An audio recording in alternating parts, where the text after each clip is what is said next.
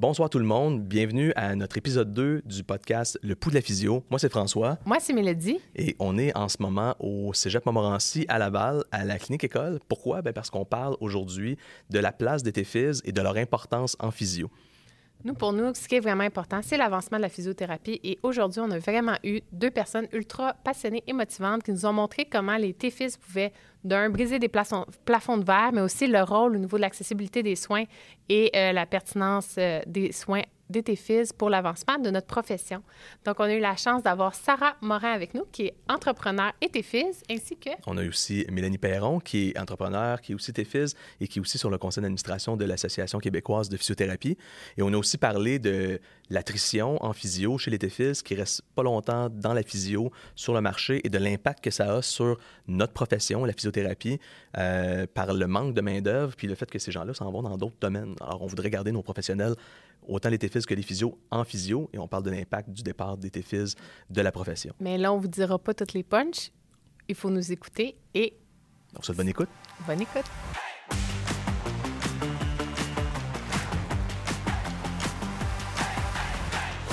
Le pouls de la physio est une présentation de Medexsa, Physiotech, Services d'électrothérapie et Médicaltronic. Bonne écoute. Hey, salut Mélodie. Salut. Mélodie, on est avec Mélanie Perron et Sarah Morin. Ce soir, on enregistre notre épisode 2 de Le pouls de la physio. Exact. De quoi on parle ce soir, Mélodie? On va parler de l'avenir de la physiothérapie. Et l'avenir de la physiothérapie passe par les TFIS, selon nous. Oui. Donc, on voulait inviter 2 personnes super impliquées au podcast parce que pour nous, c'est vraiment important de mieux comprendre le rôle des TFIS et comment les physiothérapeutes peuvent les aider ou mieux les représenter. Puis, c'est pas 2 physiothérapeutes qui vont juger de l'avenir des TFIS, right? Bon, on va en parler avec eux, mais c'est pas nous qui va juger. Non. Ça nous prend de l'information On va être sur sensibilisés. où est-ce qu'on peut s'en aller. Fait qu'on est avec Mélanie Perron, qui est technologue en physio, qui est aussi massothérapeute puis propriétaire de Physiomasso MP à Saint-Jérôme, et avec Sarah Morin, qui est technologue en physio, qui a un bac en intervention sportive et qui est propriétaire de Physiothérapie S-Mobile. Salut les filles. Allô? Salut. Ça va? Alors, peut-être la première question que avec laquelle on pourrait débuter ce soir, c'est: est-ce que c'est les physios qui doivent faire plus de place aux TFIS en physio ou c'est les TFIS qui doivent prendre plus leur place? Puis moi, je rajoute quelque chose, les filles. J'aimerais ça qu'on connaisse un peu votre parcours puis les embûches que vous avez eues aussi. Donc, nous donner des exemples concrets. Est-ce que tu peux commencer? Sans nommer Non, mais personne. vas-y, garde-toi. Garde-toi. Garde-toi. C'est bon, je Ouais. regarde. En fait, moi, je suis diplômée depuis plus de 10 ans. Je me suis retrouvée dans des emplois qui ne me convenaient pas, qui n'avaient pas mes valeurs, en fait, du 4 patients à l'heure à une époque. Et aussi une époque qui n'avait pas beaucoup d'heures pour les technologues en physiothérapie au niveau de la clinique privée, qui était ma passion première. En enchaînant beaucoup d'emplois à temps partiel, j'ai décidé de faire le grand saut. En fait, je suis aussi allée faire mon cours de massothérapie entre-temps, parce qu'à l'époque, il y avait l'approche massothérapie qui t'offrait en fait une possibilité d'emploi un petit peu plus stable avec les cliniques. Puis, suite à ça, j'ai fait le grand saut de partir à mon compte avec des ostéopathes. Puis, après 1 an, j'ai réalisé que j'avais les capacités d'être 100% à mon compte, de développer ma clinique. Fait que j'ai parti une clinique interdisciplinaire. Ça fait 7 ans aujourd'hui. Félicitations, excitant. Oui, ça a été bien des défis, beaucoup d'embûches aussi à travers tout ça parce que, tu sais, on a l'enjeu du 94e, on a l'enjeu que beaucoup de physiothérapeutes, il y a 7 ans, connaissaient pas beaucoup les technologues déjà. On était des thérapeutes en réadaptation physique. Fait qu'on faisait tranquillement notre place déjà en clinique, mais c'était pas encore assez concret. Fait que de dire que tu partais à ton compte, d'arriver en formation continue, puis de dire « Ah, moi, j'ai ma clinique », les gens étaient comme « Ah, mais tu peux pas avoir ta clinique, t'es technologue ». Moi, je l'ai entendu énormément. Des fois, je l'entends un peu en murmure, mais ça a été des années à me faire dire que je pouvais pas être à mon compte en tant que technologue. Je pouvais pas engager de physio aussi. Je me suis retrouvée à me faire dire ça. C'est toute une réalité. Puis, Mais c'est un défi probablement quand même. J'ai déjà travaillé moi pour une technologue puis c'était hyper compliqué pour elle. Comment est-ce que c'est compliqué pour tout le monde d'être en affaires? Ouais. Comment est-ce que il y a des défis supplémentaires? Oui, bien en fait, c'est d'engager quelqu'un qui accepte d'être géré par une technologue. Ça, c'est un des plus gros défis. Beaucoup de gens aussi cherchent la nouvelle mode un peu, c'est de chercher du mentorat. Ils se disent, pourquoi une technologue pourrait me mentorer? Mais il y a plein de sortes de mentorat que tu peux aller chercher avec une technologue. Moi, j'offre beaucoup de sortes de mentorat à ma clinique, donc aussi au niveau de la communication, la relation d'aide, parce que la première des choses, les recherches commencent à le prouver, la relation d'aide, c'est ton premier contact. C'est un gros pourcentage de ton traitement. Fait que moi, j'offre plus de côté-là. Et la thérapie manuelle, j'ai un cours là-dessus, donc je peux accompagner. Je peux pas me rendre jusqu'au bout du F-Camp, mais je peux accompagner à travers ça la prise en charge optimale. Tout ça, on a le même type de prise en charge. Fait que c'est vraiment possible. Mais on s'entend aussi pour être un bon gestionnaire, c'est bien d'être aussi un bon physio, un bon TFIS, mais l'objectif, c'est que tu sois un bon gestionnaire. Après ça, le mentorat existe, la formation continue existe. Puis, c'est du travail d'équipe à la fin de la journée. Nous, c'est ça l'ambiance à la clinique, c'est que du travail d'équipe. Tu as une question, on essaie de répondre, on discute, c'est beaucoup par la discussion, puis je pense qu'on l'apprend aussi à l'école, que ce soit à l'université ou au cégep. On va l'apprendre que c'est beaucoup par la discussion qu'on va apporter des solutions aux clients. Et oui. Est-ce que tu dirais que les obstacles, c'est beaucoup basé sur les apparences? Oui. Plus que la réalité. Hein? Oui, beaucoup, beaucoup. Fait que c'est comme une... Excuse-moi, vas-y, puis une mauvaise compréhension du 94e. Exact, c'est ça que j'allais dire. On va en reparler tantôt parce qu'il y a peut-être beaucoup de gens peut-être qui ne savent pas c'est quoi ces lettres et ces chiffres-là. Peut-être, Sarah, tu peux nous parler un petit peu de ton parcours à toi? Oui, donc moi, j'ai fait mon bac en premier. J'ai gradué en 2010. Ensuite, j'étais retournée faire ma technique parce que, comme j'ai dit tantôt, les blessures, les choses comme ça m'intéressait beaucoup. Puis, lorsque j'ai fini ma technique en physiothérapie, je me suis ramassée un peu dans des cliniques privées. Je me suis rendu compte que la clientèle sportive, c'est pas vraiment ce que je voulais faire. J'avais vraiment une passion pour les personnes âgées. Donc, il y avait 2 nouveaux centres d'hébergement qui partaient en Montérégie. Puis, ils cherchaient une technologue. Donc, j'ai participé à la mise en pied de 2 départements de physiothérapie pour ces centres d'hébergement-là. Mais j'avais au-dessus de 100 patients. J'avais 1 à 1 journée et demie par centre. Puis les familles arrivaient un peu en catastrophe. Puis mon père, ça fait 4 mois, il marchait. Qu'est-ce qui se passe? Puis là, j'essayais de mettre des programmes en place, mais là, j'étais toujours occupée dans des réunions, à pousser de l'équipement. Puis mon mandat, c'était ça. Puis lorsque je disais, je vais aller faire un programme d'exercice, je vais aller marcher avec des clients, on me disait, ça rentre pas dans ton compte. Tu sais, c'est pas dans le mandat. Donc, j'ai dit, pourquoi j'ai fait mes études en physiothérapie, tous nos stages, tu te rappelles, c'est comme on trouve des idées, on va travailler l'équilibre de telle façon. On est avec le patient pendant une demi-heure, 45 minutes de temps. Puis là, je me retrouve dans la réalité. Puis on me dit, non, tu pousses du papier, de l'équipement. Puis un gros pourcentage de ta prise, de ta prise en charge qui n'était pas avec des patients. Du tout, du tout. Puis de voir les familles en catastrophe, j'ai dit, mon Dieu, il y a quelque chose à faire en amont, en prévention. Donc, c'est là que j'ai parti mon entreprise, il y a 5 ans, justement, des soins à domicile pour les personnes âgées ou en perte d'autonomie, autant dans leur domicile, mais aussi en CHSLD, parce qu'il y a une bonification à faire à ce niveau-là. Puis, c'est ça, c'est vraiment ce qui m'a poussée à... j'avais fait des études en physiothérapie, puis j'avais pas l'impression de mettre à bon escient mes compétences. Puis là, j'ai dit non, il y a quelque chose à faire. Puis moi, j'étais assez passionnée par ça. J'ai dit non, je lance mon entreprise, puis je fais ce que moi, je veux, puis avec les compétences que j'ai acquises à l'école. Là. On salue votre initiative, là, vraiment, les 2 filles. Félicitations. Merci. On sait que l'entrepreneuriat, c'est dur. François et moi, on est en affaires aussi. On en parlait tantôt. En fait, l'entrepreneuriat, c'est pas facile.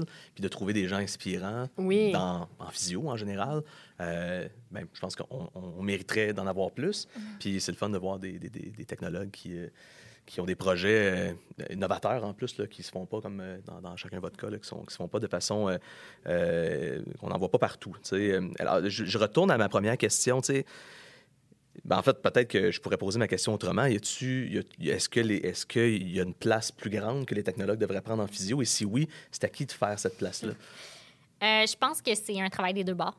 C'est un travail d'enseignement au physio. Puis un travail aussi par rapport aux technologues qui aient plus confiance en eux puis de prendre plus en charge. Mais j'ai l'impression qu'il y a un manque de connaître le 94e, autant pour les physios que les technologues. Puis comme ça a un impact au niveau de notre profession, parce que c'est ce qui nous régit complètement au niveau de l'ordre, ce manque de connaissances-là amène justement... Les technologues sont réfractaires, ils veulent pas avancer. Ils ont peur d'avancer. Moi, c'est ce que je vis avec mes employés depuis comme 5-6 ans, j'ai des employés. Ça fait 5-6 ans que je vis le même défi à chaque nouveau technologue. Ça vient d'où, ça? Parce que c'est quelque chose qui devrait être, je veux dire, à l'école. Ça, c'est une question difficile. Mais on peut dire qu'il y a d'autres professions qui vivent le même combat. Là. Je sais que les kinésiologues aussi, le respect de champ de pratique, c'est toujours un sujet tabou, difficile à comprendre. je vais le dire. Je vais dire qu'est-ce que moi, j'ai l'impression qui est difficile. Oui. Puis après ça, vous me direz si je me trompe, mais j'ai l'impression que quand on veut savoir quelle profession doit faire quoi ou intra-profession, le TFIS versus le physio, bien, on se réfère, dans le fond, au règlement de l'ordre. Puis les règlements de l'ordre sont spécifiques mais flous. Oui. On va dire ça comme ça. Oui. Donc, ça devient vraiment difficile de savoir c'est quoi la zone grise. T'sais, dans le fond, il faudrait avoir quelqu'un à qui se référer. Puis des fois, j'ai l'impression, je m'excuse, Denis, qu'on est moins soutenu ou on aurait besoin d'une ressource en droit ou au niveau juridique, puis on ne l'a pas. Là. Moi, j'ai l'impression que ça me donne. Un deuxième point, c'est que comme les physios, vous avez une responsabilité de l'évaluation initiale. Moi, ce que j'ai entendu beaucoup, c'est les physios qui ont une certaine peur de référer un patient qui est un petit peu plus complexe parce qu'ils ont peur que, justement, on n'a pas assez de préalables. Mais si l'évaluation est complète et elle est conforme, elle est faite, on peut prendre en charge le client, même si c'est un catégorie 3. Mais il y a plus de difficultés, justement, au niveau catégorie 3, douleur chronique, où il y a eu aussi beaucoup de difficultés de compréhension au niveau de la neurodynamie. Un technologue peut prendre en charge en neurodynamie. Oui, c'est pas une atteinte neurologique. Là. Exactement. S'il y a une formation aussi en neurodynamie, comme que TMO va offrir, bien, il est apte aussi à l'évaluer puis aller voir son physiothérapeute, pas nécessairement le renvoyer au physio, mais d'aller en jaser avec son physio. Donc, c'est ça, il y a du développement. De la femme aussi, que moi, je trouve flou. Oui. Puis, tranquillement, pas vite, ça va se développer. C'est en train d'être travaillé. Je suis sûre qu'on va revenir à ta question. Donc, je m'excuse, mais j'ai une autre question. Après ça, on va retourner à Sarah parce que je pense que Sarah, tu as beaucoup de choses à dire aussi sur ce sujet. Mais là, moi, je veux parler du 94e parce que tu as abordé le sujet. Puis là, il va toujours falloir y retourner.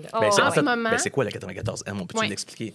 Bien, en fait, le 94e, très clair, c'est quand que, dans le fond, les technologues ils ont été, à l'époque, les thérapeutes en adaptation physique qui ont été impliqués dans l'ordre, ils ont créé le 94e pour déterminer c'était quoi leur mandat au niveau de l'ordre, au niveau de la physiothérapie, qu'est-ce qu'ils avaient le droit de faire et pas le droit de faire. On a séparé ça en 4 catégories de patients. En majorité, les technologues vont travailler en catégorie 1 et catégorie 2. Madame travaille en catégorie 1, beaucoup plus que moi, je vais travailler en catégorie 2. Je vais voir parfois des catégories 1, mais c'est un peu plus rare. Tell me more. C'est quoi catégorie 1? C'est quoi catégorie 2?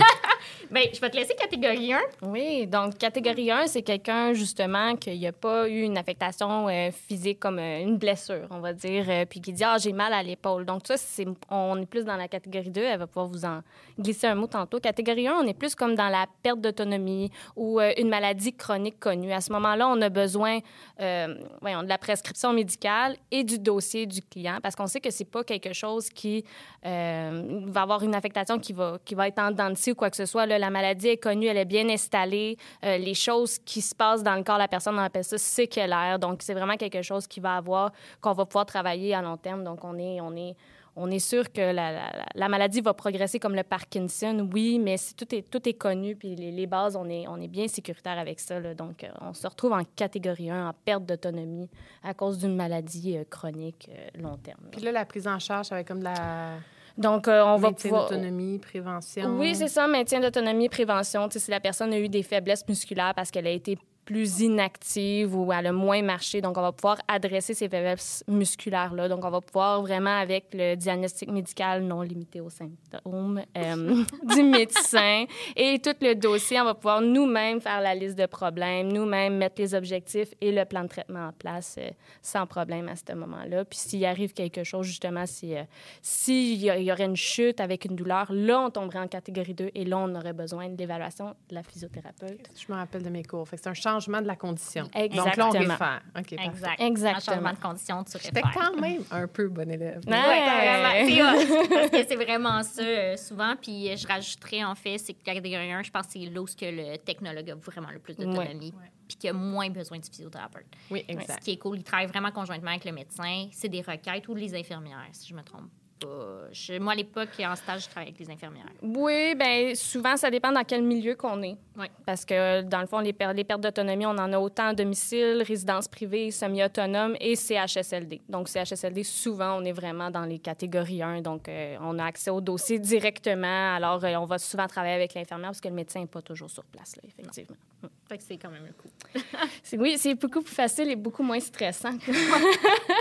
Et la bonne nouvelle, c'est que vous avez un gros enjeu sur, mettons, la santé de la population québécoise, l'accessibilité aux soins, l'éducation, pour des populations quand même vulnérables, là, finalement. Là. Oui, puis de la population. Moi, nous, on fait un gros travail aussi de prévention. Donc, on a beaucoup d'organismes comme la FADOC, la Société d'Alzheimer, la sclérose en plaques, où on va offrir des formations. Donc, des gens qui ont été diagnostiqués, ou les FADOC, c'est juste des personnes retraitées, où ce qu'on éduque beaucoup sur l'inactivité ou les conséquences de leur maladie, comme la sclérose en plaques, puis les types d'activités qu'ils pourraient faire pour prévenir justement une aggravation des conditions. Donc, ça, c'est des conférences, des formations qu'on peut offrir aussi, puis que c'est facile de prendre en charge comme technologue parce qu'on connaît ces affectations-là, puis on connaît les résultats si on ne fait rien aussi. Donc, Puis la catégorie 2?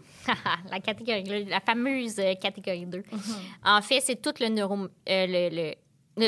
musculo-squelettique, pas le neuro, mais le musculo-squelettique. Fait que c'est toutes les blessures qu'on va retrouver en clinique, les blessures sportives, autant que les blessures d'accident de travail, les accidents de voiture. Fait que c'est tout ce qui inclut entorse, tendinite, fracture, bref. Je pense que les gens le savent qui nous écoutent, qu'est-ce qu'on peut retrouver en catégorie 2. Fait que c'est vraiment tout ce qui est musculo-squelettique qui est inclus dans le corps. Il y a 2 façons, en fait, de prise en charge au niveau du catégorie 2, puis c'est important de le savoir, et qui est méconnu, justement. C'est qu'il y a possibilité d'avoir une référence du médecin et possibilité d'avoir la référence du physiothérapeute. De 2 façons d'avoir des références. On s'entend que je pense que tout le monde connaît celle du physiothérapeute, qui est l'évaluation initiale qu'on va retrouver, la collecte de données, et avec une impression clinique à la fin, justement, de l'évaluation. Donc, on se retrouve avec un document vraiment complet, et nous, on prend en charge, puis on n'a plus à réfléchir d'un certain sens. Le plan de traitement, souvent, il est fait. Oui, vas-y. J'ai une question. Mettons, moi, physio, je travaille en clinique privée, je suis vraiment loadée, je fais mon éval. Y a-tu des choses de l'évaluation que tu dis comme tes fils, j'aurais aimé donc bien ça, que le physio mette ça pour me donner plus de liberté, ou tu sais, moi, on dirait, j'aimerais ça que tes fils me guide, là. Bien là, en tant que tes fils qui va parler, justement, puis qui a été évalué il y a 8 ans, je suis sortie de la profession, puis j'ai été quasiment tout de suite inspectée. Fait que j'ai eu la chance d'avoir, à l'époque, je pense que c'était un Pierre-Yves qui évaluait. Il était incroyable. Puis il a pris le temps de m'expliquer. Il est venu en clinique, fait que moi, j'ai jasé avec. Il m'a expliqué qu'est-ce qui était... Parce qu'il y avait des évaluations qui étaient non complètes, parce que j'avais une physio qui m'écrivait « trop irritable, trop irritable, trop irritable ». Puis là, j'étais comme « j'ai rien. J'ai rien à l'évaluation ». Donc, je me suis retrouvée dans une condition où il fallait que je réévalue le patient. Il fallait que... Puis, il me dit que quand une collecte de données n'est pas complète, parce qu'exemple, il est trop irritable ou qu'il y a quelque chose, bien, tout ce qui est musculo-squelettique, on peut le réévaluer. Donc, la mobilité, nous, on peut le prendre en charge pour ça. Fait que si tu es débordé, tu as juste une demi-heure avec le client, tu fais ton évaluation de douleur, puis tu fais quelques tests qui te permettent de te faire une impression clinique. Moi, je peux aller compléter avec le test de force, le test de mobilité, le test d'équilibre. Tout ça est possible. C'est plus au niveau neurodynamie que si jamais tu n'as pas pu le compléter, parce qu'il y a un manque de mobilité, il y a un manque au niveau articulaire. Souvent, là, ça va être une capsulite, c'est plus difficile d'évaluer la neurodynamie, mais elle peut se développer ensuite. Bien, le technologue qui a la formation, je précise toujours qu'il a la formation, va pouvoir aller chercher la neurodynamie puis aller confirmer avec son physio de l'évolution qui a une neurodynamie positive ou négative, puis il va en discuter avec lui, voir c'est quoi le plan de traitement à venir. Toutefois, bien, c'est ceci, idéalement, c'est sûr que quand le physio peut l'évaluer tout de suite, la neurodynamie, c'est vraiment plus facile. Mais à ce niveau-là, oui, il y a cette possibilité-là qui est en jeu. Donc, l'impression clinique, la neurodynamie. Oui, c'est ce qu'on a besoin. Le plan de traitement, en fait, on a besoin d'une... le plan de traitement n'est pas obligatoire en catégorie 2, mais la liste de problèmes, on a besoin minimum d'un élément dans la liste de problèmes. Okay. Le reste, on peut la compléter. C'est pour ça que je dis, si tu m'écris douleur et perte de fonction, bien moi, je peux le compléter perte de mobilité. J'ai le droit d'aller la compléter. Ce qui est l'avantage du technologue en catégorie 2. Et je sais qu'il y a un changement qui s'en vient au niveau du 94e, mais je ne sais pas exactement c'est quoi. Donc, et ça va être en enjeu catégorie 1 et catégorie 2, peut-être catégorie 3. Mais je ne peux pas trop me prononcer parce que je ne l'ai pas vu, puis on attend qu'il soit publié. Donc là, on a appris un petit peu comment on peut faire, mais là, on est comme en attente du changement qui va se faire cette année-là. Qu'est-ce que l'ordre va nous amener de ce côté-là? C'est une surprise pour l'instant. Bon, là... On retourne à la question. On peut-tu en parler, là? Oui, on peut en parler.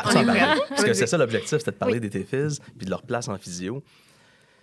Est-ce qu'il y a une place différente à prendre? Est-ce que c'est un problème? Si oui, c'est de la faute à qui? Je raccourcis mes questions à chaque fois pour pas que tu me voles l'autre journée. Mais il y a aussi comme une notion de... Je te laisse, Sarah, voir ton opinion là-dessus. Bien, je pense que...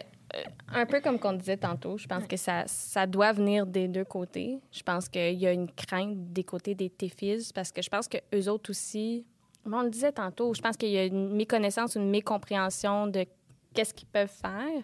Puis on s'est fait aussi dire de respecter nos limites et on s'est fait fixer des limites qui étaient beaucoup plus basses en deçà de ce qu'on pouvait faire.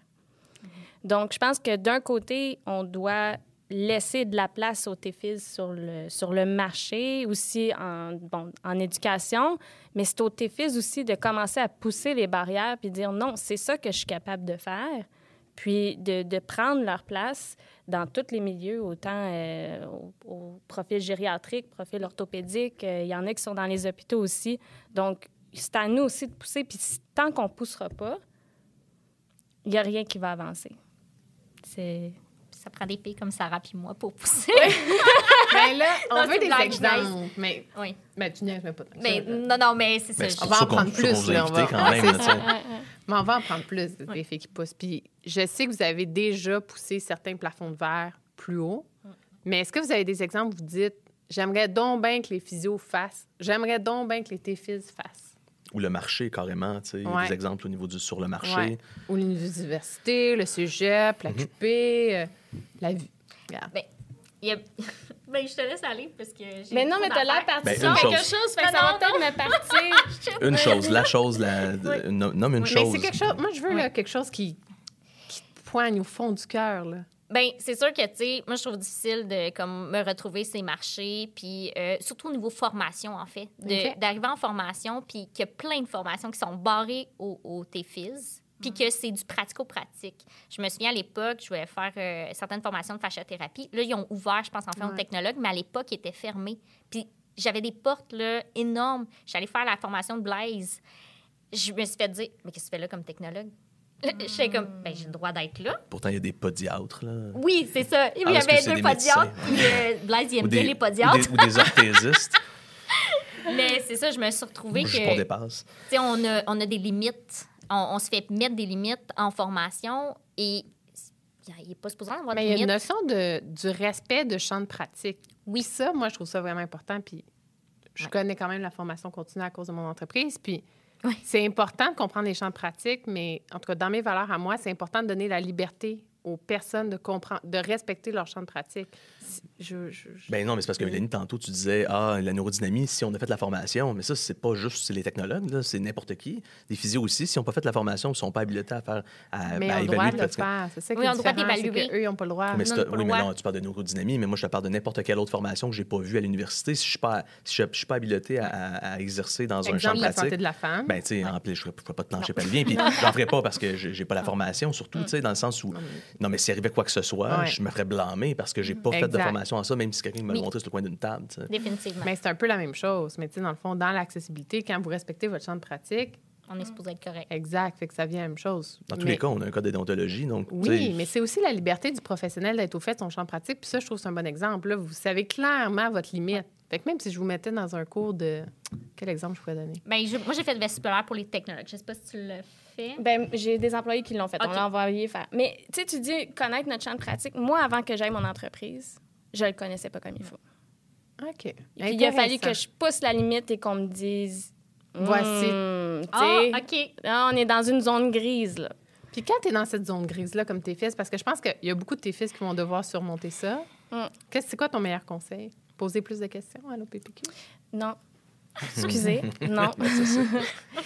Moi, quand que je me suis retrouvée dans la zone grise, je me suis retournée vers l'OPPQ et malheureusement, je n'ai pas eu les réponses. Je me suis fait OK. référer vers des... Référez-vous à le règlement, ça. Puis là, j'étais oui, je sais, je l'ai lu déjà. Alors, je me suis retournée vers la CPA, la QP, là, l'Association québécoise de la physiothérapie. Et là, j'ai eu des bonnes réponses. J'ai même eu des conseils juridiques, des choses comme ça, ce qui m'a beaucoup, beaucoup aidé à mieux naviguer parce que, c'est ça, malheureusement, mon ordre, je pensais qu'il était là pour ça. Et non, j'ai vu que l'information vers la QP, vers la CPA, que j'ai OK. vraiment eu l'information que j'avais besoin et qui m'ont aidé à prendre confiance puis justement briser les plafonds de verre puis dire non, non, je suis dans mon champ de pratique, on va mettre les choses, on va mettre des bonnes fondations, mais j'ai le droit de faire ça et je suis en règle de faire ça. OK. Mais il reste que le rôle de l'ordre, c'est de protéger le public. Le rôle Oui. de l'association, c'est faire avancer la profession. Fait que Mais moi, j'avais pas, même à mon école, on m'avait pas parlé de l'association. Moi, on m'avait OK. juste parlé de l'ordre. Mais elle n'existait Oui, il y a eu effectivement. 13. Ça a été laborieux. Elle commençait, j'étais en 2e année d'université, moi, quand on a parlé. Là, j'avais assisté à la table, C'est table revenu ronde. au début, au milieu des années OK. 2010. Et là, pour le livre 2015, blanc? 2015. Non, mais c'était avant le livre avant, blanc. OK. Là, la première rencontre, j'ai commencé en 2011, ça devait être en 2012, 2013. OK. Mais je sais, même moi, quand mes employés viennent travailler pour moi, là, je leur dis, oui, ton adhésion avec l'OPPQ, c'est important, mais va voir avec l'AQP parce que si tu as une inspection, s'il y a des choses, il y a un référencement au niveau comme avocat, tout ça, comme tu peux te référer à eux, ils vont pouvoir vraiment t'aider. C'est gratuit, ces services-là, quand tu es membre. Puis justement, ça donne accès à des formations nationales. Et là, ça l'aide beaucoup à briser le plafond de verre pour les Puis technologues. ça, par exemple, parce que de ce que j'ai compris, toi, à cause que tu es plus en gériatrie, tu es allé vraiment te former et t'informer plus au niveau national. Ouais. Puis tu as été influencé positivement. Puis j'aimerais ça que tu me donnes un bon exemple de pratique que tu as fait différemment suite à ces rencontres-là, par exemple. Donc, j'étais allée dans un congrès national, puis eux autres, ils avaient développé un programme, je pense à l'Université d'Alberta, avec les communautés autochtones dans le Nord. Puis justement, c'était un programme en télésanté parce qu'ils ne peuvent pas envoyer des physios partout dans le Nord pour pouvoir assurer les services de physiothérapie à des régions éloignées ou des populations éloignées. Puis ça a été un travail de long labeur parce que justement, les communautés autochtones, c'est pas nécessairement facile de rentrer là puis d'inculquer un peu notre culture, des choses comme ça. Puis, une fois que ça a fonctionné, bien, il y avait un modèle. Puis, toutes les provinces ont adhéré, malheureusement, pas le Québec. Mais moi, j'en ai retiré Moi, c'est ça mon travail, c'est d'essayer de rejoindre les gens qui sont plus en région, qui n'ont pas accès à des services de physiothérapie ou que ça prendrait peut-être 45 minutes de se rendre à la clinique la plus proche. Donc, nous, il y a beaucoup d'évaluations qu'on fait conjointement avec nos physiothérapeutes qui sont en télésanté, puis nous, on est sur la route à ce moment-là. Donc, on est directement chez le client. Le physiothérapeute est en télésanté pour faire l'évaluation. Puis, justement, c'est ça, là. Donc, c'est une belle pratique que j'ai repris de là-bas que j'aurais peut-être pas osé ici. C'est pas tous les physiothérapeutes qui étaient ouverts à faire leur évaluation en télésanté, mais il y en a quelques-uns que, justement, surtout que c'est de la catégorie 1, des fois de la catégorie 2, mais surtout que c'est de la catégorie 1. Avec la COVID, ça a dû aider, cette perception-là, en termes de se dire, ah ben oui, là, ça fait moins peur, j'en ai fait, ou c'est devenu plus naturel? Oui, puis moi, quand j'ai abordé le sujet, j'ai parlé justement de ce que j'avais vu ailleurs qui se faisait au Canada. Justement, tu sais, ça se fait ça doit se faire ailleurs, mais tu sais, ça se fait chez nous. C'est pas si loin. Là. Non, exactement. Non, pour des raisons un peu comme la mienne, tu sais. Donc, pourquoi pas? Pourquoi réinventer la roue quand il y a des belles choses qui se font, des belles initiatives? Puis eux, c'est des assistants en physiothérapie, dans le fond. Oui, c'est ça, exactement. Eux autres, ils n'ont pas la technique ailleurs au Canada. C'est des assistants en physiothérapie, mais ils sont reconnus. OK. Ouais. Ça, c'est vraiment intéressant parce que la télésanté... En tout cas, c'est sûr que toi, t'en as fait. Moi, j'en ai fait pendant la COVID. Ouais. Toi aussi. Bien, ça va laisser place à... On en a fait plus que ce qu'on aurait dû faire dans ce contexte-là, mais ça va laisser un outil qui va devenir plus comme démocratisé un peu. Mais je pense que oui, mais c'est clairement que moi, dans mon évaluation, s'il y avait une personne sur place que j'aurais pu donner mon opinion, puis après ça, laisser l'autre personne aller pendant qu'elle était avec le client, puis elle fait tout... Ou le patient, dépendant comment... C'est un grand débat, là. Puis là, comme vous voulez. Tu sais, ça avait fait toute la démarche. Puis moi, mon rôle, ça a été... J'arrive, je fais le début de l'évaluation, je donne mon impression clinique, je remplis le document, puis je m'en vais. Je pense qu'à la limite, j'aurais préféré ça que commencer à regarder l'angle sur ma caméra. Là. C'est clairement que j'aurais peut-être pris goût plus à la télésanté versus là, je pense que la plupart des physiothérapeutes et des TFIS ont dit c'est donc pas pour moi. T'sais. Mais on a clairement un modèle qui fonctionne. Là. Puis ça valorise le TFIS parce qu'il est à domicile, donc le contact, confiance avec le client s'établit tout de suite. La physiothérapeute, elle sait puis elle l'explique, je suis là pour l'évaluation, s'il y a quoi que ce soit en cours de route, qu'il y a un changement, qu'on a besoin d'adresser quelque chose. Mais sinon, vous êtes en de très bonnes mains. Puis c'est nous qui on applique l'évaluation de la physiothérapeute si elle a besoin de voir des choses, mais tu sais, le client se sent tout de suite en confiance avec nous versus juste voir un physio puis dire, bien là, vous allez être suivi par une technicienne. Puis là, pourquoi je peux pas continuer avec toi versus là, on est avec lui à la maison. Est-ce qu'on peut parler de cet enjeu-là parce que c'est un enjeu en clinique parfois? En clinique privée. Le fait de référer à quelqu'un d'autre puis de perdre, puis c'est pas une question de métier ou de profession, c'est une question de c'est qui l'humain qui t'a vu. C'est quoi la solution à ça? Il y a même cet enjeu-là physio, là. Tu réfères Ah, un ben oui, collègue. définitivement. Ah, mais j'ai tellement plus de fun avec toi, on s'aime donc bien, puis tu sais. Ah, ben en fait, juste la réalité de dans une clinique, un physio ou une physio quitte, la clientèle, c'est Oui. très difficile. Les gens sont attachés à un humain. Comment est-ce qu'on deal avec ça? C'est quoi? Bien, moi, là, c'est sûr que ça a le plus fonctionné puis qui est très clair, c'était que quand il le disait dans les 10 premières minutes, s'ils le disent à la fin, ça marche pas. OK. Ils veulent rester avec, c'est sûr. Fait qu'il faut pas laisser Mais les gens s'attacher. non, faut tout de suite être d'emblée, puis que le physiothérapeute crée pas non plus trop le lien chummy, c'est le fun.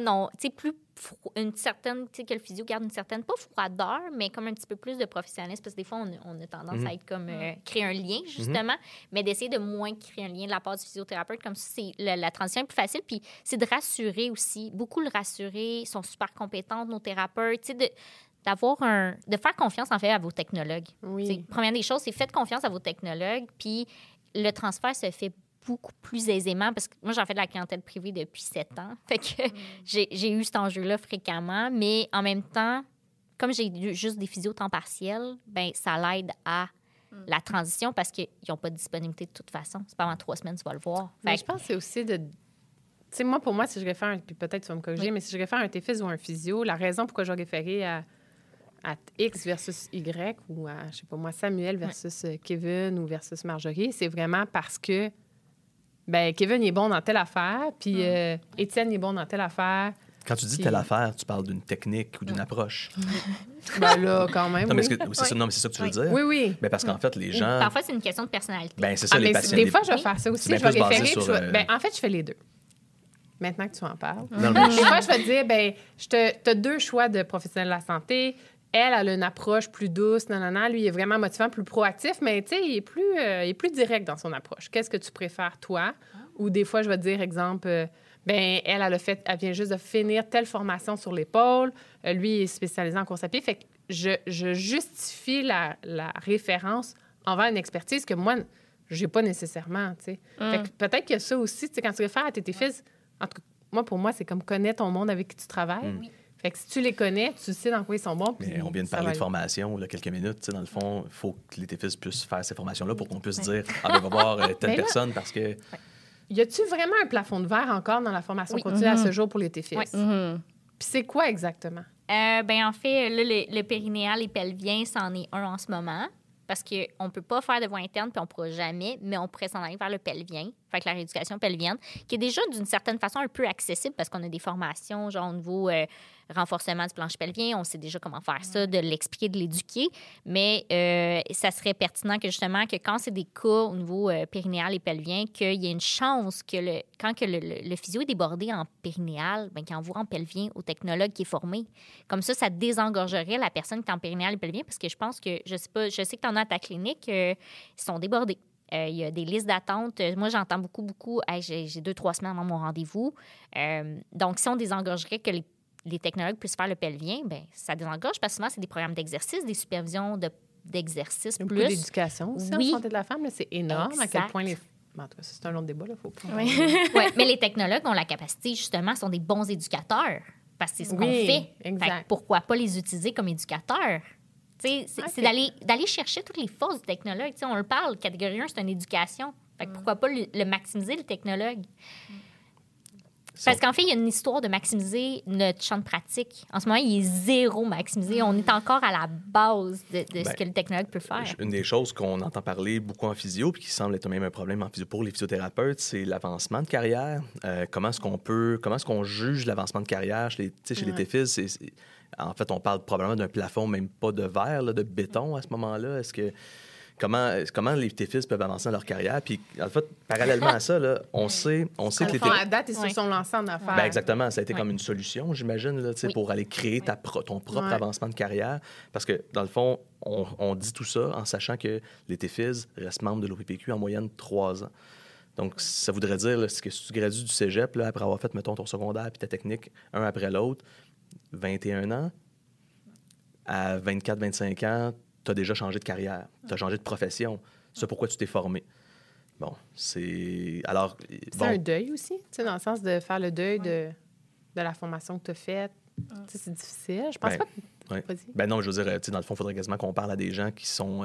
L'Ordre a fait un sondage récemment. Oui. Il faudrait quasiment qu'on parle à ces gens-là, puis c'est ce qui a motivé leur départ, mais quand on leur demande qu'est-ce qui a motivé leur départ, l'avancement de carrière, c'était une raison. Les conditions de travail. Donc, tu sais, est-ce que vous êtes capable de nous parler un peu de où est-ce que vous vous êtes retrouvés, vous, dans votre carrière, vous deux? Puis probablement que ces conditions de travail-là ou les conditions du marché ont eu un impact sur le choix de se partir en affaires? Bien, comme j'ai nommé, moi, dans mon parcours, c'est ça qui a motivé mon choix. C'était les conditions de travail. J'étais vraiment pas confortable dans les conditions que je vivais. Puis le salaire, je me faisais mettre des salaires complètement sous l'échelon à l'époque. Aujourd'hui, c'est l'opposé. Ils ont des très bons salaires, les technologues, au-dessus de l'échelon, puis tout. Fait que je suis vraiment contente pour eux qu'il y ait eu cet avancement-là déjà, parce qu'ils ont réalisé avec la COVID et le manque, la pénurie des C'est physio. une question de rareté de main-d'œuvre, là. Oui, c'est ça. Il fallait qu'on aille chercher les technologues pour aider à faire vivre les cliniques. Fait que je suis vraiment contente. Je suis même en gratitude qu'enfin les technologues ont des bonnes conditions.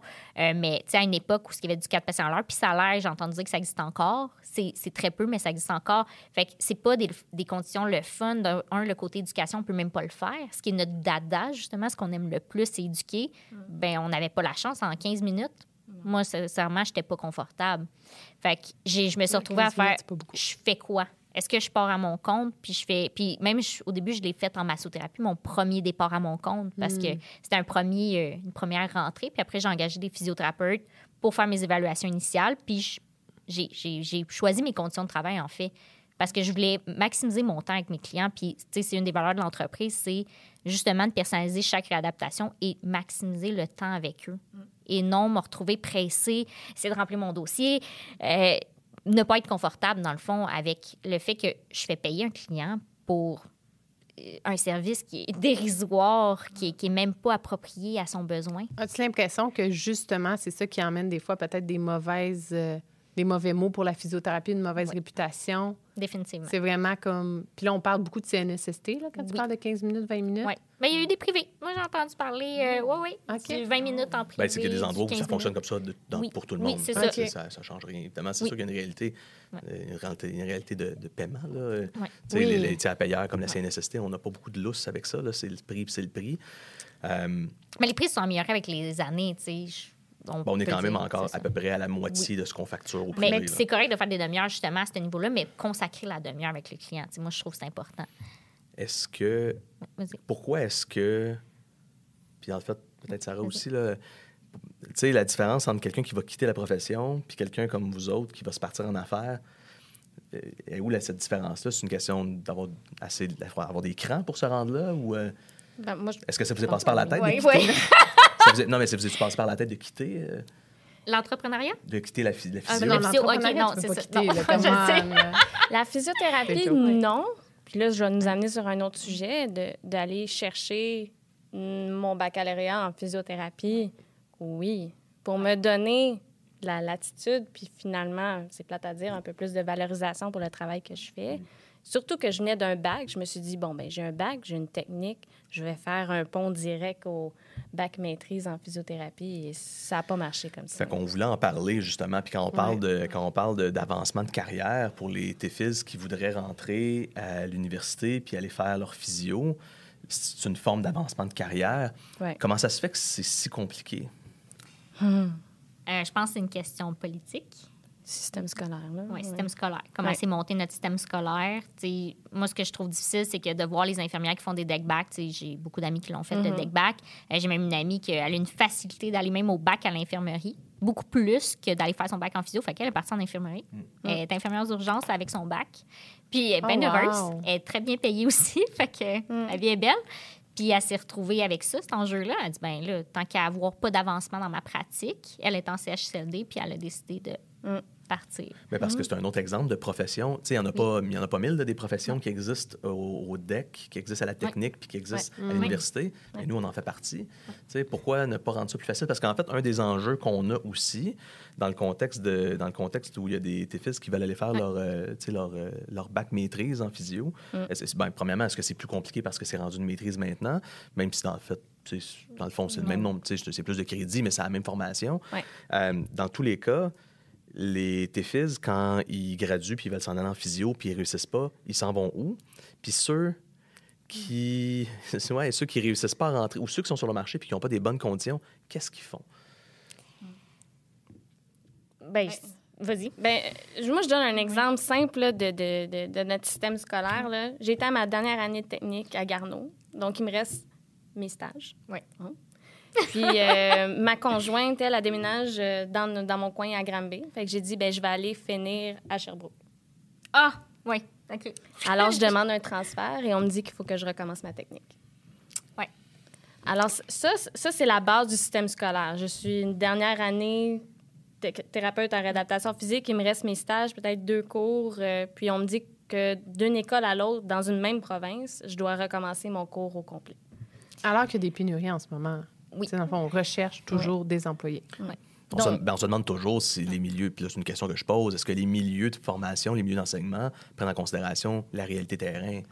Bien, il y a ça, mais à un moment donné, dans le fond, la justification que moi, je comprendrais, c'est que dans le fond, c'est pas assez standardisé Non, entre exactement. les cégeps ou les universités, donc tu dois refaire ta technique. Mais pourtant, la standardisation, c'est comme la base, Ben oui, mais je veux dire, ça fait pas de sens. C'est quoi? là. C'est l'Alliance, là, au Canada, qui s'assure que les universités donnent toute la... Donc, au Québec, Ouais, je mais peux pas on croire parle qu'il n'y a de- pas... Non, mais au Cégep, je peux pas croire qu'on n'a pas la même chose. Bien, Non. c'est Non, le non, seul non, argumentaire mais que j'avais j'ai vu. le même là, argument c'est- qu'elle qu'il y a 10 ans. Il y a 10 ans, c'était ça, de changer de... Parce qu'il y en a qui ont eu à déménager pendant notre technique. Fait que ça les rallongeait d'une année pour nous, avec le collège. C'est exemple, on voulait aller à Victorin ou qu'on voulait bouger à Québec. Ils nous disaient, dans le fond, que les cours préalables n'étaient pas les mêmes d'année en année, de session en session. Donc, on se retrouvait, exemple, que j'avais fait analyse du mouvement session 1 à Montmorency. Bien, si je voulais aller à Marie-Victorin, bien, il était en session 2. Là, Ça marchait ça marche plus. Fait que là, il manque des cours de session 1 pour faire session 2. Ah, wow. Oui, oui. Fait que tout fonctionnait pas dans le système pour Ben, tu sais, qu'on puisse changer de cégep à la base. On là. comprend que, la formation ne peut pas toujours être donnée de la même façon compte tenu des enseignants et de leur disponibilité. Mais recommencer au début, ça me semble... Non, là, tu fais pas ta 3e année parce que tu changes d'école, là, à un moment donné. Puis surtout en Ben, troisième année, c'est supposé être pas mal les Non, mêmes mais cours. mon point, c'est quand tu es au primaire, tu changes pas plus d'école. Non, c'est ça. la 3e Oui, année. Alors, si tu n'as pas oui, non. fini ton primaire à cette école-ci, quand Ouais. tu déménages, tu es en 6e année, il faut que tu recommences en première année. Fait que, tu sais, c'est un peu le non-sens. Ben, Oui, moi, pour moi, c'est ça. Oui, là. ça devrait être régi par le gouvernement que comme les TFIS en première année, Mais ils les voient premières- ça, 2e, 3e, C'est ça. comme Mais au même primaire. l'université, les programmes sont Mais pas là, pareils. c'est selon vous emmène. Donc là, ça a été comme difficile de finir ta technique. Déjà là, je trouve que tu as eu beaucoup de motivation. Fait que je félicite Ben, je suis ton travail. restée à Québec. Ah, wow. Je vais pas C'est ça. recommencer pour rien. Fait que là, je me suis Mais dit, c'est un bon... an.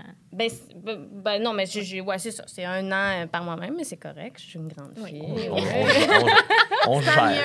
Mais là, c'est ça, j'arrive sur le marché. Là, je voyais des gens déjà qui disaient « Ah, ben je vais essayer l'ergothérapie ou la physiothérapie. Je vais prendre les deux parce qu'il n'y a pas beaucoup de place pour les technologues quand on gradue pour aller au baccalauréat en physiothérapie. Il y a des places, il y a comme un contingentement à la base. hein. Oui, OK. ce qui est déjà un non-sens parce qu'on a étudié là-dedans. Donc, moi, je veux continuer en physiothérapie. Le désir, ouais. J'aime ça, donc je veux amener à un autre niveau et je me fais couper des places par des gens qui passent par la physiothérapie pour aller en médecine. Parce que ça, il y a des statistiques, hein, me semble, François, que les gens qui commencent comme tes fils en physio ont plus de chances de finir.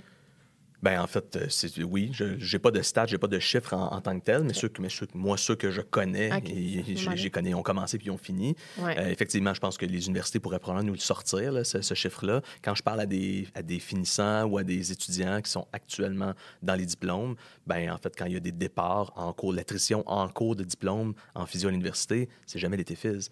C'est toujours des personnes qui ont utilisé le diplôme. En ce moment, avec le bac maîtrise, un des problèmes, c'est que quand tu gradues après 3 ans de ton bac, tu as l'équivalent d'un diplôme universitaire pour faire le saut vers d'autres diplômes, comme des doctorats professionnels en médecine dentaire, en pharmacie ou en médecine. Donc c'est une réalité que la physio vit. Puis, il faudrait que la physio trouve des solutions parce que des diplômes qui commencent à 120 étudiants puis qui finissent à 60, alors qu'on a une pénurie de main-d'œuvre qui n'est pas finie, on en a pour 20 ans au moins encore, puis qu'il y a des TFIS qui s'en vont. Dans le fond, la réalité, c'est que c'est un TFIS sur 3 à un TFIS sur 4 qui s'en va en ostéopathie, alors qu'il est déjà en physio, donc il est déjà gradué comme technologue, et même ceux qui ont leur technique et qui ne réussissent pas à rentrer à l'université vont décider parfois là, de s'en aller en ostéo. Alors, juste des chiffres comme ça, là, il y a 8 à 10 ans, il y avait 1200 ostéos au Québec. On tourne alentour de 2000 maintenant. Puis c'est pas une question d'aimer ou pas l'ostéopathie, là, c'est une question de voir les chiffres, puis l'impact, puis l'influence qu'on peut avoir au niveau lobbying auprès du gouvernement, l'impact puis l'influence qu'on peut avoir auprès de la population, à quel point est-ce qu'on est capable de faire en sorte que les gens nous connaissent, nous reconnaissent en physio, les TFIS puis les physios. si on a le quart ou le tiers des TFIS qui, à chaque année, s'en vont en ostéopathie, ça ne sera pas long qu'il y aura plus d'ostéopathes au Québec que de TFIS. Puis ce ne sera pas long qu'il y aura plus d'ostéopathes au Québec que de physio. Alors là, si on se demande comment est-ce que nous, en physio, on peut avoir un impact sur la population auprès du gouvernement, avoir plus de droits, réclamer plus de capacité de pratique, donc élargir notre champ de pratique, évidemment, ça va devenir un enjeu. Puis on le sait, le nombre, la quantité, ça fait une différence. Quand les infirmières, qui sont 30 000, parlent, c'est beaucoup de monde. Évidemment, quand les infirmières font une grève à 30 000 personnes, ça a beaucoup plus d'impact.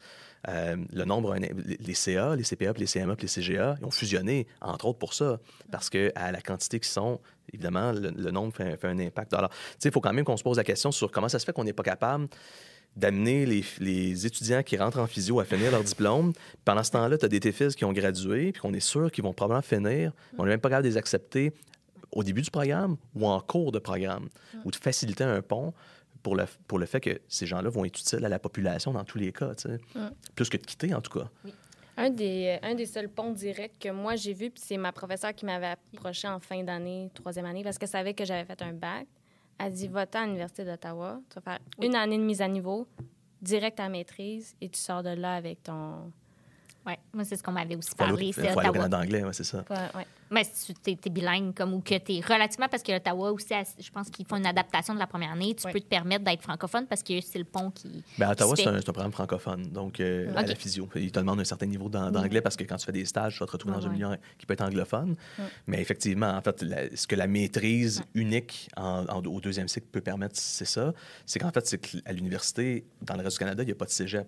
Donc, on reconnaît votre cégep quasiment comme l'équivalent d'un bac ou d'un préuniversitaire. Donc, avec une année où tu fais tes prérequis, tu peux rentrer, ce qui n'est pas du tout le cas au Québec. Là. Mais ça, c'est un autre exemple, je trouve, du Canada anglais, c'est que le parcours est comme plus facile, là, aussi. Oui. C'est que moi, je connais quelqu'un, personnellement, qui avait des troubles d'apprentissage. Puis, justement, il est arrivé... Eux autres, ils ont des mineurs, des majeurs, là. Donc, il est arrivé à l'université, puis il était suivi. Puis lui, il avait fait, je pense, on va dire que c'est une majeure en activité physique, puis une mineure, justement, peut-être comme plus en kinésiologie, les choses comme ça.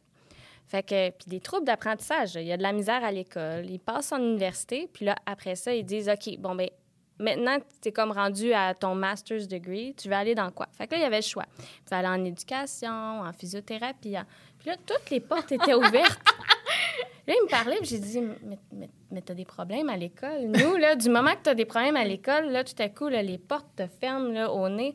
Mais lui, non, tu sais, j'ai fait ma majeure, ma mineure, puis après, on me donne tel choix. Fait que là, je peux choisir dans toutes les universités canadiennes où est-ce que je vais aller faire mon master's. Puis, tu sais, je vais appliquer dans plein de Il y a une notion d'accessibilité. Donc, il y a plus de portes, il y a plus de chemins pour se rendre de point A au point B, finalement. Mais ça n'a pas de sens non plus. Plein de barrières ici. Ton avenir se décide à 18 ans, tu sais. À 18 ans, 15 ans ici, là. Au secondaire. Si tu ne réussis pas ton 436. Ton 436, là, ils disent, va-t'en en sciences humaines, puis bonne chance pour être en droit. C'est ça, vrai. Là. C'est ça. Fait qu'il y a un enjeu au niveau du système d'éducation. Ouais. Puis mettons qu'on... Fait que ça, c'est un petit peu plus politique, des choses à changer. Il y a des enjeux d'éducation pour les physiothérapeutes aussi. Y a-t-il d'autres choses que vous voyez que concrètement, mettons dans nos cliniques, là, qu'est-ce qu'on pourrait changer comme comportement peut-être ou comme manière de voir le modèle d'affaires? Là? Je pense que vous êtes vraiment imbriqués dans le modèle d'affaires CNSST. Là. C'est comme votre faux meilleur ami. Mais comment vous... ça serait quoi votre message pour les gestionnaires? Parce que je pense que c'est souvent ça. Là, pour le gestionnaire, il se dit, bien là, mon TFIS, il faut que je l'envoie avec la personne en CNSST. J'ai pas le choix, ça va fonctionner comme ça. Bien, on peut-tu parler d'une réalité en premier? C'est une réalité d'affaires, tu sais. Dans le fond, la clientèle CNSST, on veut l'avoir parce que c'est des gens qui ont besoin d'être aidés. C'est une clientèle qui parfois est plus complexe. C'est une clientèle que beaucoup de physios ne veulent pas voir, justement parce que c'est plus complexe. C'est une clientèle qui est moins payante. Donc, tu le dis, c'est plus complexe, puis c'est les technologues qui les voient. Je trouve ça c'est ironique un peu, à quel point on peut pas voir un privé. Parce que ça a l'air qu'il est plus complexe. Mais là, finalement, le CNST, puis en ce moment... C'est pas la pathologie qui est plus complexe, évidemment, c'est le dossier puis l'humain qui est dans ce dossier-là. Mais en fait, oui, je suis d'accord avec toi. Je suis d'accord avec toi. Mais en fait, c'est que dans le fond, les propriétaires de cliniques sont pris dans la réalité où la clientèle CNSST n'est pas assez payante pour qu'on puisse les laisser dans un horaire de physio de façon permanente, d'un certain sens. Évidemment, on la prend, cette clientèle-là, parce que c'est la clientèle qui a besoin. Mais d'un autre côté, comment est-ce qu'on deal avec cette réalité-là? Comment est-ce que tu deals, toi, dans le fond? Parce que toi, tu es propriétaire, dans le fond. Oui, d'une vraiment, clinique. c'est ça. Je suis la seule gestionnaire. Sarah, tu l'as vécu comme employée, là, de ce que j'ai compris. Fait que Oui. c'est quoi vos conseils, top 3, là? Donne-moi un top 3 de conseils. Tu vois, là, récemment, on en a parlé avec mon employé, puis j'ai trouvé ça cool quand elle me l'a dit. Elle dit, le fait qu'elle a eu juste 1 ou 2 clients privés dans sa journée a allégé son état mental. Donc, elle était plus encline à faire « Ah, ma journée était cool ». Ça, c'est à tes fils. C'est ma fils, exactement. Okay. Ma technologue était vraiment contente d'avoir eu des privés parce que ça l'a allégé au niveau prise en charge, comme tu dis, c'est des cas complexes, des cas lourds, un petit peu plus. Une entorse de cheville grade 2, c'est le fun. C'est ça. Ça fait puis du en bien. privé, c'était une cool. entorse de cheville. Mais non, mais c'est... God, oui, mais quand tu parles de quelque chose d'ultra compliqué, Oui. tu sais, je veux dire, puis on aime notre travail, là, mais quand il y a quelqu'un qui pleure dans ton bureau parce que non, là, il arrive ici à la maison, il y a ça, Puis puis les là, l'employeur, CNSST sont compagnie, plus enclins à se rendre là, tandis qu'un privé, tu as moins de chances qu'ils se rendent là. Ben, c'est parce qu'en fait, puis on en a déjà parlé, en fait, pas nous, là, mais on en a déjà parlé à la troisième personne. Dans le fond, c'est la complexité du dossier. La clientèle CNSST est entourée de plusieurs intervenants qui font en sorte que cette complexité-là psychosociale devient beaucoup plus lourde. Donc, évidemment, c'est... Mais comment tu fais? Parce qu'en fait, on est pris, on en avait parlé, Sarah, quand on a parlé en pré-entrevue, entre la réalité de...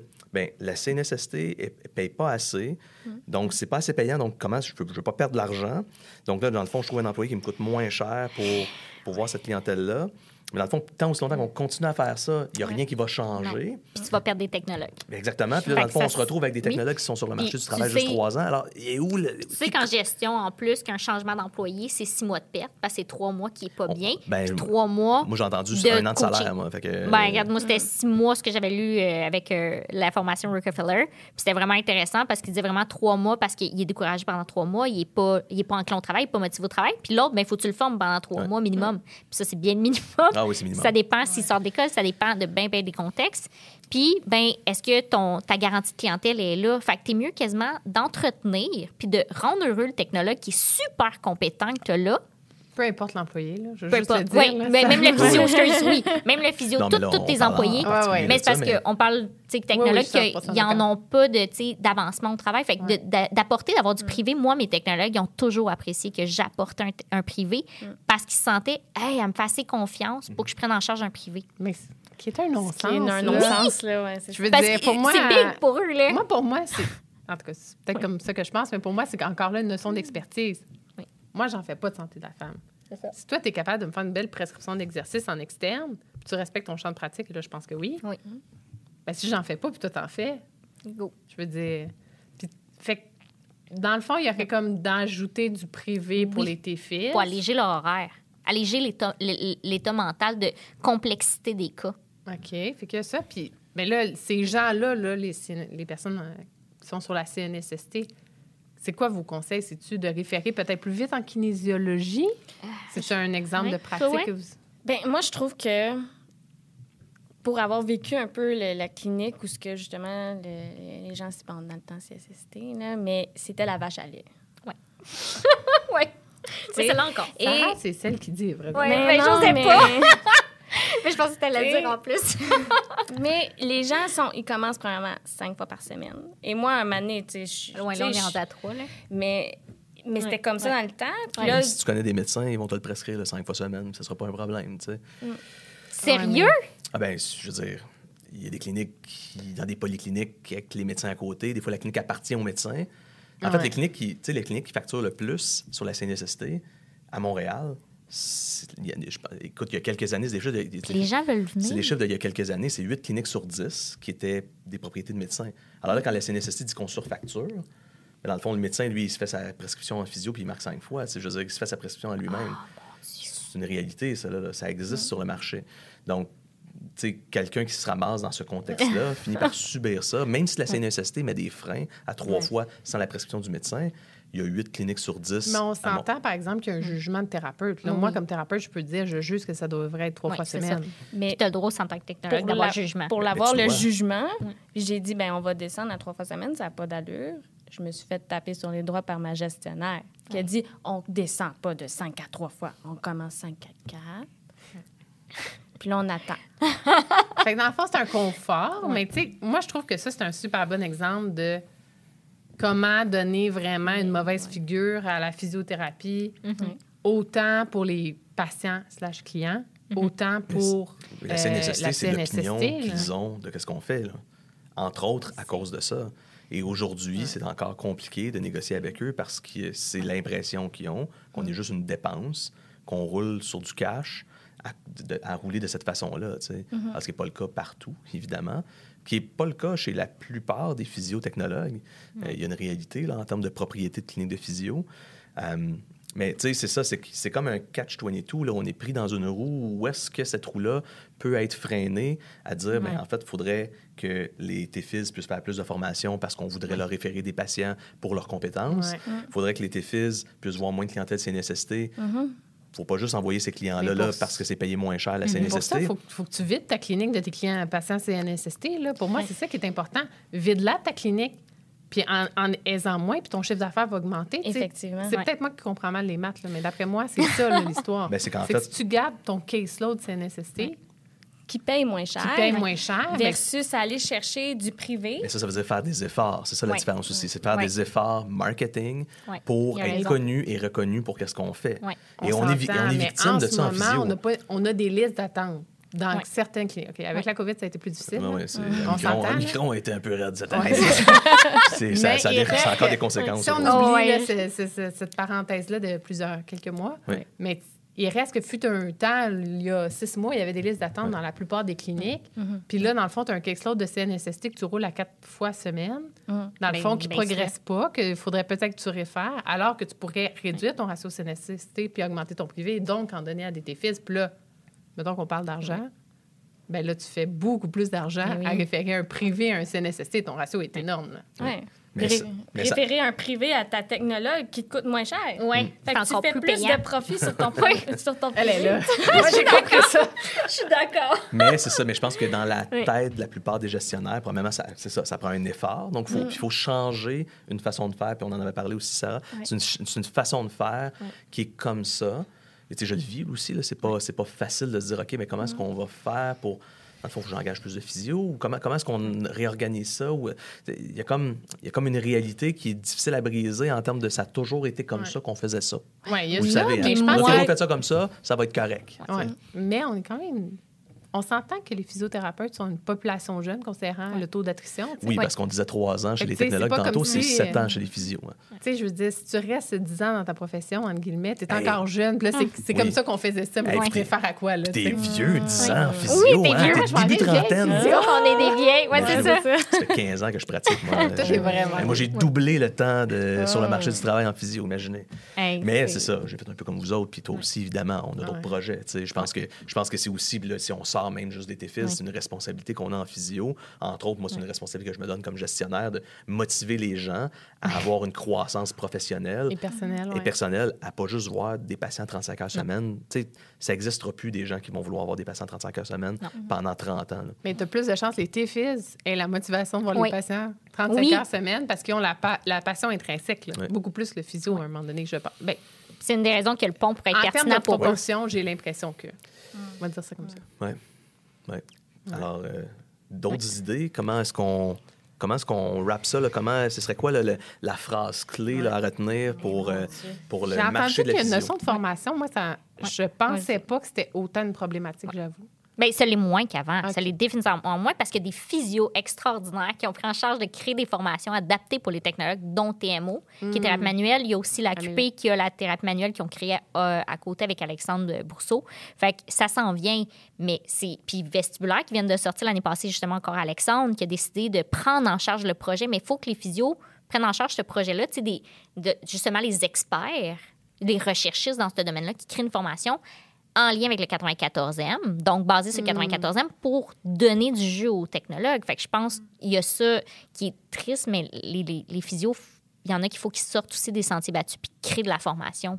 Pour mieux collaborer avec vous. Oui, exactement. Il y a ça. Il y a ça, c'est un enjeu majeur. Un autre enjeu, le 94e, qui va Oui. être peut-être renouvelé. Fait que On va en parler avec Denis. Oui. Denis, On pense que... on attend. Hein, oui, on va On avoir a des hâte. scoops, on veut savoir qu'est-ce qui se passe exactement de ce côté-là. Alors, c'est sûr que Ouais. si c'est assoupli, ou basé sur, évidemment, les changements en termes de formation qui se sont passés au collégial là, récemment, ça a été revu.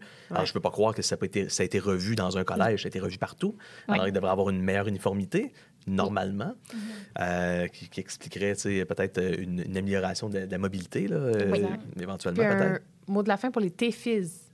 Là, on a dit qu'est-ce que les physios devaient faire, mais les TFIS, c'est quoi votre... Je suis dans mon moment creux, là. J'ai fait la TFIS, ensuite, j'ai pratiqué 1 an ou 2. J'ai vu plusieurs patients. Je fais beaucoup de CNSST. C'est quoi, là, votre message, là? Moi, c'est d'ouvrir les horizons parce qu'on est pris dans un système au Québec. Puis quand on commence à juste regarder juste une autre province ou d'ouvrir nos yeux, de regarder les autres TFIS, qu'est-ce qu'ils font dans la province, mais aussi ailleurs au Canada, là, tout à coup, on se dit, wow, notre profession, elle est belle. Il y a quelque chose à faire. Puis au pire, prendre quelque chose qui se fait ailleurs, de le ramener ici, puis d'en faire... D'être le pionnier, finalement. Exactement. Puis de ne pas avoir peur de le faire. Parce qu'il y a toute une communauté en arrière des gens. Oui, puis dans le doute, tu peux référer à l'AQP, puis ils vont te donner des conseils Oui, juridiques. là. Moi, ça, exactement. j'entends. Exact. là. Oui, puis on essaie le plus possible, justement. Puis nous, quand 94e va sortir justement avec l'AQP, on va faire notre possible pour l'alléger pour toutes les cliniques, pour que les gens, autant les physios que les technologues, le comprennent. Puis, tu sais, moi, mon plus gros conseil, puis j'ai toujours dit à mes technologues, quand ils sortaient, connais ton 94e, va le lire. Moi, je le lis 2 fois par année, sans joke. Puis, c'est pas facile de le lire 2 fois par année, mais parfois, je me remets en question. Parce que je pense qu'on a beaucoup de lignes dans le 94e, parce qu'il y a un code de loi là, bien décrit sur qu'est-ce que le technologue peut et ne peut pas faire. Fait que c'est important d'y retourner. Alors, est-ce qu'à l'ordre de rendre ça plus simple et plus facile de compréhension, ça Bien, c'est l'objectif qui s'en vont là, puis nous, on aimerait ça l'occuper encore plus, l'alléger au niveau de la compréhension, puis on va être disponible, justement. Moi, je veux me rendre disponible, en fait, Parce que pour la le loi, c'est une 94e. chose, mais après ça, comment est-ce que c'est appliqué puis compris dans la Exactement, population l'interprétation. physio-téphise? C'est important. Nous, en fait, un de mes mandats, justement, à l'AQP, c'est ça, là, c'est de m'occuper du 94e pour le véhiculer de façon le plus facile. Fait que, je vais essayer de m'asseoir justement avec le syndic pour mieux le comprendre, parce que c'est ça que j'ai fait. J'ai fait une conférence cette année à l'OPPQ. Puis, je me suis assise avec le syndic. C'est pour ça que je suis au courant pour la neurodynamie, je suis au courant pour bien des choses, parce que je me suis assise avec le syndic directement. Puis j'ai eu cette chance-là d'avoir un appel téléphonique avec eux. Je me compte, je pense, une des technologues les plus chanceuses d'avoir eu une longue discussion avec eux. Puis j'ai posé toutes les questions que j'avais depuis des années. Puis ils ont été très clairs. Que par courriel, des fois, c'est moins clair, mais quand tu as une conversation téléphonique, tu parles à un humain. Oui, c'était vraiment le fun. Pour vrai, j'ai tellement trippé de mieux connaître mon 94e suite à cette rencontre-là. Éviter le syndic, finalement. Là. Mais s'ils sont disponibles, ça serait pertinent. On s'est fait dire que c'était juste Denis qui était le représentant de l'ordre. Ouais. Alors, on va en parler avec Denis, mais Denis connaît beaucoup de choses. Oui, Je il pense est qu'il va très être capable calé. il va être capable de nous expliquer tout ça. Est-ce qu'on peut parler de croissance professionnelle pour les TFIS? Est-ce qu'on peut parler de... Ce serait bon d'avoir un pont vers l'université? Oui, Je pense que c'est des solutions qui aideraient les professionnels de la physio, comme les TFIS, à pouvoir grandir dans leur profession. Puis je pense que c'est les technologues, puis autant les propriétaires de cliniques, ce serait de aussi trouver des terrains d'entente, de donner certaines tâches connexes. Ça peut leur faire du bien, alléger leur horaire, que 35 heures de CNSST, Mais ça les physios le demandent, alors je peux comprendre effectivement que c'est ça. Parce qu'en fait, dans tous les cas, voir des humains tout le temps, c'est demandant. On oui, aime ça. clairement. Puis pour continuer à aimer ça, mais je pense qu'il faut qu'on fasse d'autres choses aussi. Tu sais. Oui. Fait que aller pour les propriétaires de cliniques ou les gestionnaires, aller chercher de quoi qui va correspondre à votre thérapeute, qui va le faire s'impliquer dans la clinique puis s'engager encore plus. Moi, je fais beaucoup de formations au niveau gestionnaire justement pour garder mes employés, garder mon staff puis les garder motivés. Surtout, une de mes premières priorités, c'est de les garder motivés au milieu. Je ne sais pas, toi, de ton bord, c'est sûr que c'est plus difficile parce que vous êtes à distance, mais... on est à distance, mais on est toujours en communication, puis on est toujours en train de se valoriser. Tu fais du télétravail, que t'es pas proche, là. Je pense que c'est de valoriser. Je pense que c'est de valoriser, puis je vais revenir au 94e. C'est oui de regarder c'est quoi nos limites, mais pas nos limites négatives. Va voir jusqu'où tu es capable d'aller. Oui, parce qu'il y a une zone grise, c'est ça qu'on comprend finalement. Prends la zone grise. Ben, une zone grise, ça veut dire c'est correct, ça? Oui. C'est Mais gris. c'est donc, En donc, fait- va au bout de ta zone grise. Ouais, Moi, c'est ça que j'entends. Surtout pour l'avancement de notre profession. Oui. Tu sais, C'est pas comme si on est mieux d'être 9000 professionnels de la physio que d'être 6000 physio puis 3000 Oui, parce qu'on est allé dans une Exactement. grise basse. Ouais, exactement. Et tu sais, je pense que c'est important que le technologue aussi, quand il rentre dans une crise, il soit capable de se justifier s'il va au syndic. C'est la première chose. Tu sais. Puis moi, je l'ai dit à des gens quand ils me disaient, ben là, pourquoi tu fais un diaphragme pour un cas d'épaule? Je dis, ben moi, c'est parce que je suis capable de le justifier si je m'en vais au syndic demain matin.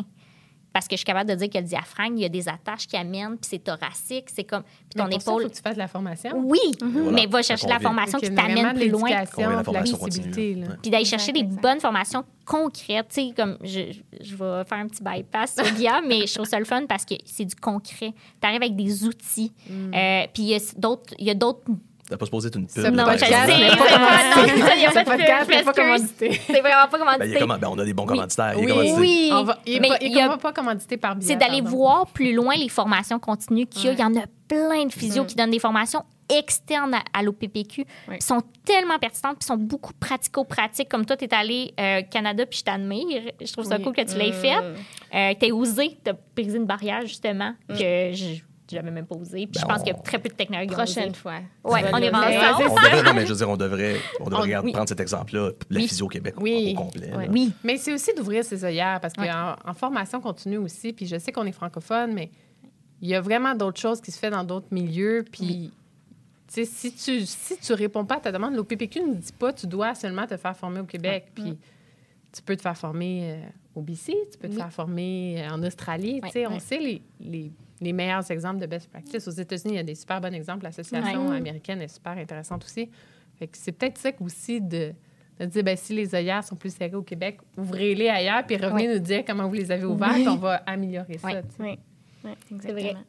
Merci les filles d'avoir été là puis d'avoir Ça fait de fait la route plaisir. pour venir nous rejoindre. Ben, Merci. merci. Ouais, Merci de merci. loin. Ça fait plaisir. Ben, merci. Merci, Merci. Mélodie. Merci, Merci, François. Mélanie. Merci, Sarah. C'était un plaisir, les À filles. bientôt. Ouais. Hey, merci.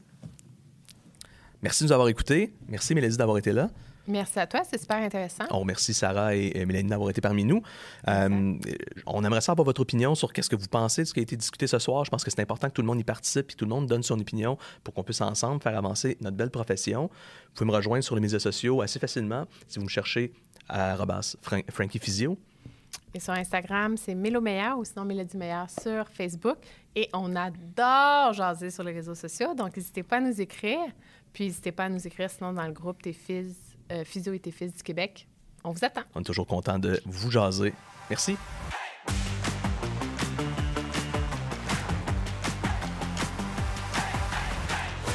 Le pouls de la physio est une présentation de Medexa, Physiotech, Services d'électrothérapie et Médicaltronique.